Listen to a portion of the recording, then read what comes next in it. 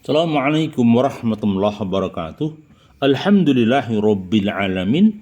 Asyhadu alla ilaha illallah wa asyhadu anna Muhammadar Rasulullah. Allahumma shalli ala sayyidina Muhammad wa ala ali sayyidina Muhammad amma ba'du. Rabbi israh li sadri wa yassir li amri waludatan min lisani yafqahu qawli. Ya muhalibal qulub sabit qalbi ala dinik. Rekan-rekan yang kami hormati, masih bersama kami Sukamto Sastro di Mejo Channel dalam bingkai motivasi diri. Hari ini kami mencoba mengangkat satu tema, malas sumber bencana. Baik, kemalasan kadangkala menjadi persoalan kita. Nah, apa yang diartikan malas sebenarnya? Malas adalah sifat ataukah sikap. Sikap seseorang ketika menunda-nunda pekerjaan bisa diartikan malas. Malas adalah rasa jenuh yang muncul dari seseorang bisa dikatakan malas. Rasa mengerjakan pekerjaan yang tidak menghadirkan hati bisa dikatakan malas. Nah, malas adalah sikap situasi tubuh seseorang di mana mengalami situasi yang stagnan sehingga seseorang tadi tidak bisa bergerak secara aktif, tetapi sebaliknya orang tersebut hanya melakukan agenda yang sifatnya rutin. Ada orang mengatakan mager, malas gerak ya. Mager, malas gerak. Ada lagi yang malas untuk beraktivitas. Nah, sumber kemalasan itu bisa karena fisiknya, tubuhnya mungkin sakit, bisa juga disebabkan karena budaya. Kalau malas ini karena budaya, sehingga maka perlu ditumbuhkan sikap etos kerja seseorang agar tidak malas. Nah, saya katakan kalau seseorang malas, bisa dipastikan di tempat pekerjaan akan menjadi masalah. Karena apa? Kebiasaan malas itu akan menunda-nunda pekerjaan. Kebiasaan malas akan membuat seseorang yang tentunya tidak mempercepat pekerjaan. Pekerjaan bisa dikerjakan sehari, bisa molor 3 hari karena sikap hidup yang malas. Nah, baik, malas sebenarnya. Ada apa dengan malas sih? Kok bisa malas ya? Itulah kehidupan, kawan. Tidak semua orang itu bisa positive thinking. Tidak semua orang bisa melihat situasi dan kondisi tertentu. Pada sikap hidup yang malas inilah, seseorang biasanya akan mengalami banyak kendala dalam kehidupannya. Loh, apa itu kendalanya? Ya, malas tadi. Akar masalahnya dia malas. Itu malas menjadi sumber bencana bagi seseorang. Maka idealnya stop rasa malas itu, tetapi berubahlah masa malas itu menjadi masa aktif, masa yang suka bekerja, begitu. Kalau kita malas bisa dipastikan ya porak-poranda masa depan, kemudian hidup menjadi berantakan disebabkan bukan karena kita tidak mampu, tetapi rasa malas yang berkepanjangan. Maka apapun bentuknya, sikat habis segala aspek bentuk kemalasan. Jangan sampai seseorang malas sehingga menimbulkan masalah. Nah, pernah disampaikan Ustadz Abdullah Gimnastiar bahwa waktu bekerja orang rajin adalah sekarang, sedangkan waktu bekerja orang yang malas adalah besok. Nah, jadi yang membedakan orang rajin itu adalah hari ini, saat ini. Orang malas pasti entar besok sik toh. Entar besok sik toh. Engko anu tah. Dia mencari 1001 alasan untuk tidak bergerak. Berarti esensinya dia malas. Sik toh, kok sik entar. Nanti. Nah, itulah tipe malas. Jadi orang malas itu hakikatnya adalah orang yang selalu menunda-nunda pekerjaan padahal dia ada waktu. Ada waktu. Loh, kenapa malas? Bisa juga dia tidak menguasai materi sehingga harus berpikir ulang mengerjakan. Bisa juga dia tidak mampu tapi tidak melibatkan orang lain. Bisa juga karena fisiknya pas sakit, pas nggak enak badan, mungkin nggak mood, atau mungkin juga lagi mager, malas gerak gitu. Jadi sebenarnya akar masalahnya itu apa sih? Titiannya apa sih? Ya. Atau ciri-cirinya malas itu apa, Tom? Jelas, malas bergerak, hanya tiduran, kemudian malas berinteraksi sosial, malas mengerjakan segala sesuatunya menumpuk, menunda, akhirnya berantakan, bom waktu.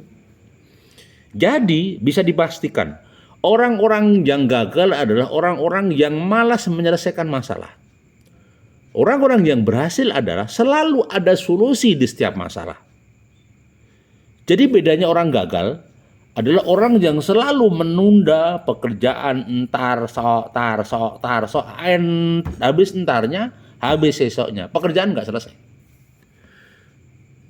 Gitu. Itu yang terjadi. Maka saya katakan bedanya orang yang rajin, hari ini ada masalah, hari ini terselesaikan. Hari ini ada problema, hari ini diselesaikan. 24 jam pekerjaan harus selesai. Kalau tidak selesai, sudah berantakan. Karena esok itu akan ada pekerjaan baru, sehingga sikap malas harus diselesaikan juga. Begitu. Baik. Jadi itulah yang terjadi. Kemudian yang kedua, kita mencomat pendapatnya Buya Hamka bahwa salah satu pengkerdilan terkejam di dalam hidup adalah membiarkan pikiran yang cemerlang menjadi budak bagi tubuh yang malas, yang mendahulukan istirahat sebelum lelah.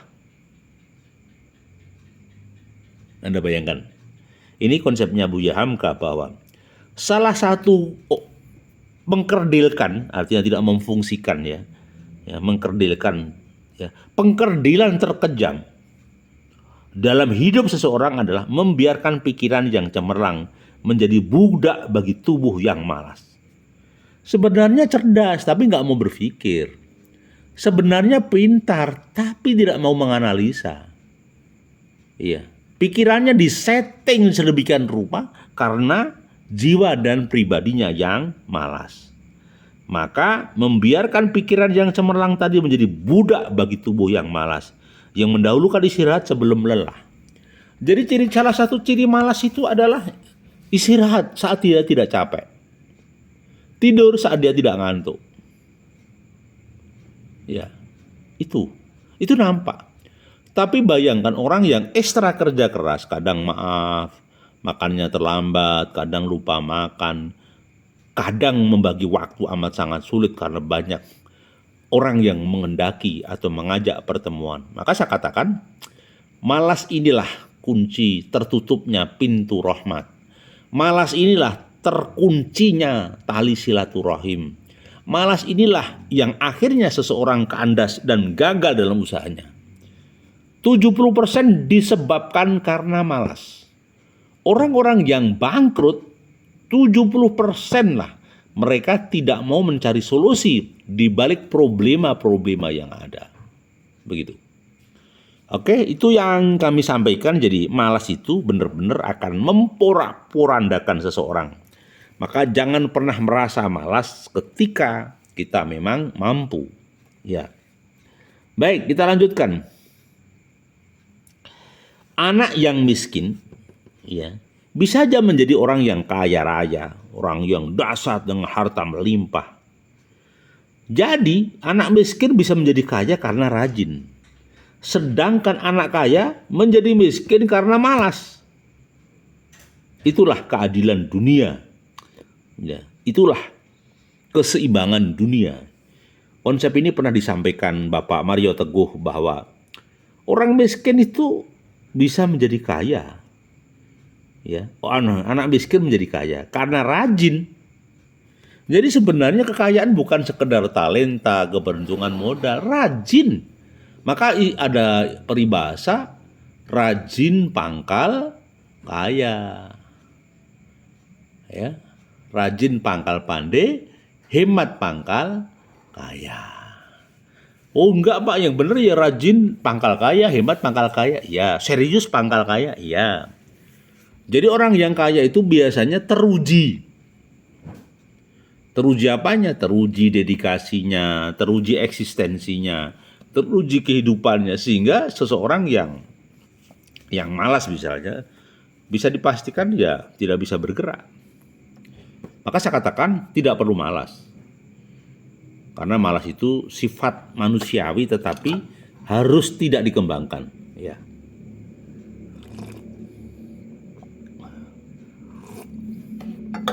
Kalau seseorang malas, waduh,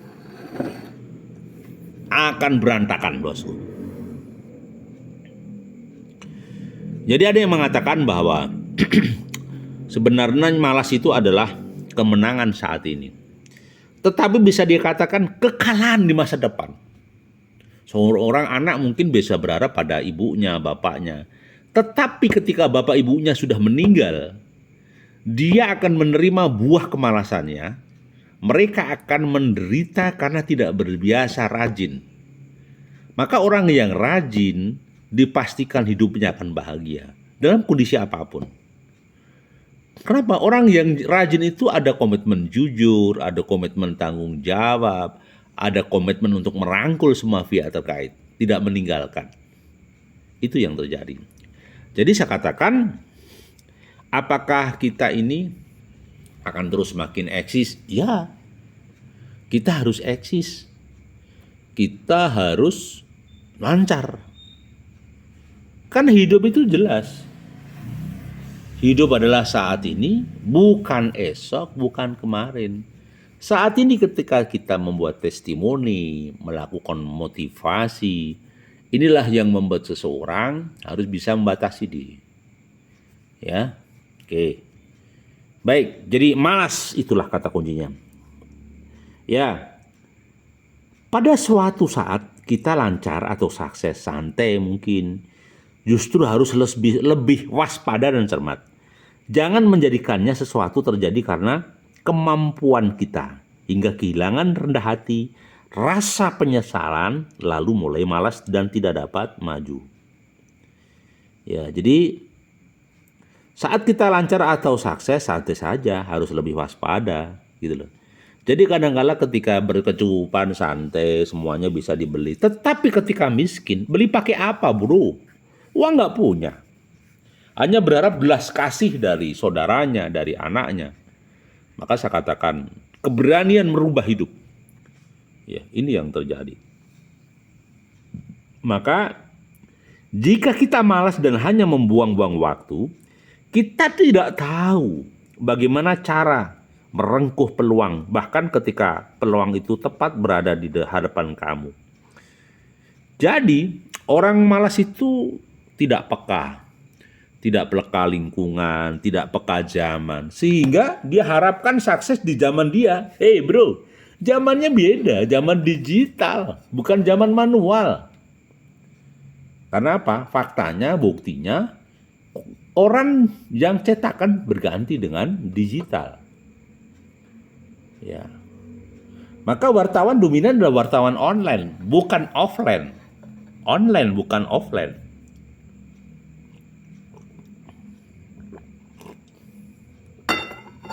Itu yang terjadi, kawan. Jadi, saya katakan,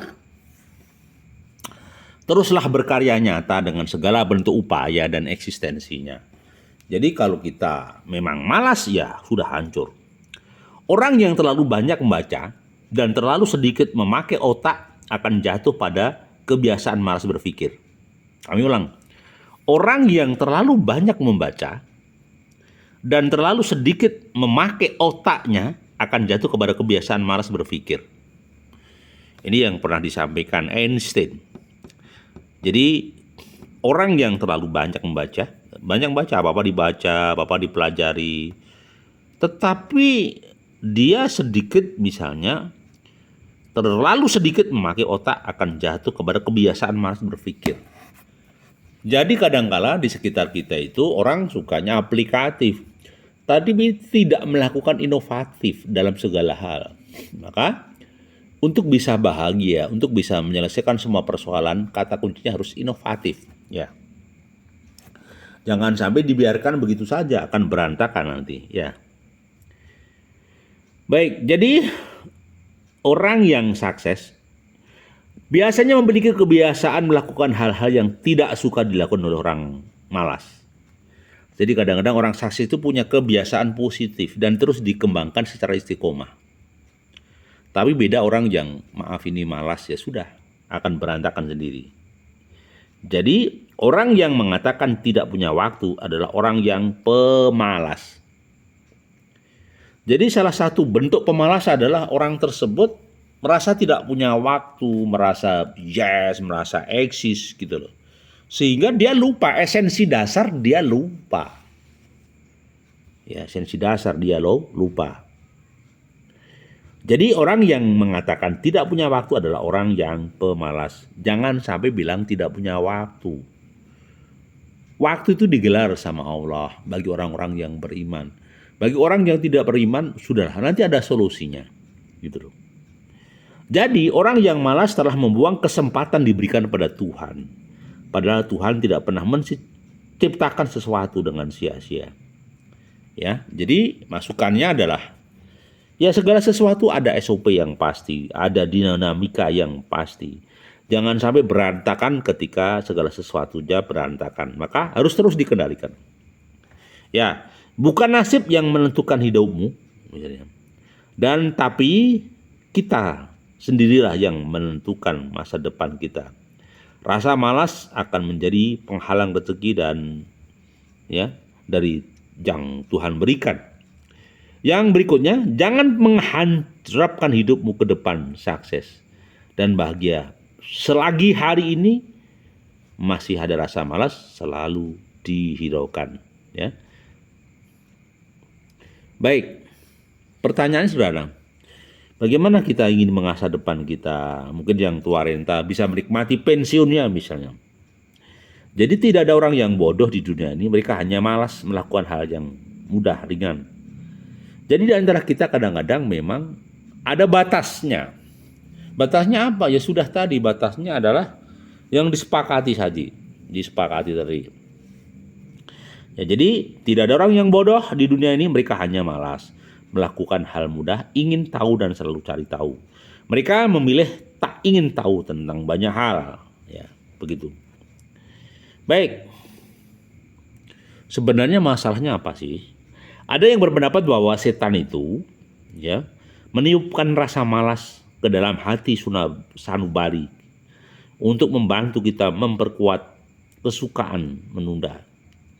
Jadi kecenderungan untuk berprasangka baik, keahlian mengatakan tidak mungkin, dan untuk menemukan keindahan dalam bergaul dengan sesama. Jadi artinya tidak ada yang tidak bisa diselesaikan. Semuanya bisa diselesaikan bergantung situasi dan kondisi. Maka saya katakan makin eksis nyata dan terus eksis makin nyata. Satu kesimpulan bahwa di dalam kegiatan perburuan memang ya semuanya tergantung. Sekali lagi semuanya tergantung. Kedisiplinan manajerial, kedisiplinan pengguna, dan masyarakat yang harus mengingatkan. Saya pikir itu dulu kawanku, mohon maaf bila ada sesuatu yang kurang berkenan.